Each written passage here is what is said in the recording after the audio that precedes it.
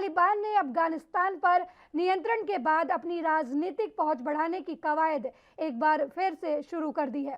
शक्ति प्रदर्शन के बाद हुकूमत चलाने की पिछली भूल न दोहराते हुए तालिबानी नेताओं ने राजनीतिक मेल मिलाप के संकेत दिए हैं। इस पर कांग्रेस नेता केटीएस तुलसी ने अपनी प्रतिक्रिया दी है। In the presence of the former president, Mr. Hamid Karzai, and Abdullah, who is the Taliban faction chief, if in their presence firing can take place, all that I can say is the situation is very dangerous, very risky for anybody to be there in that country at the moment.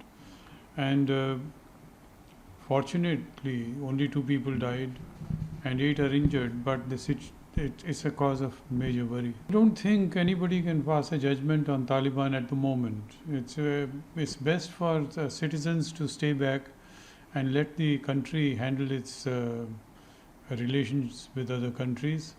This is not a time to do kite flying. Right. Sir, how do you see this, sir? That Swatantra Singh said that.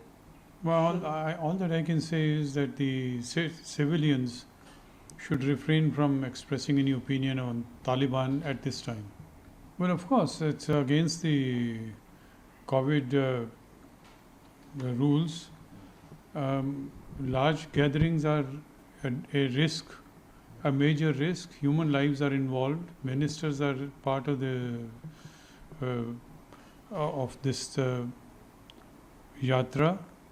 It'll be a sad thing if it became a cause of the third wave being accelerated as a result of this. You see, this is the process where the appointment process is becoming more transparent, and so it may sound jarring to people who have been through only opaque procedure. The transparency has a great benefit, and it may be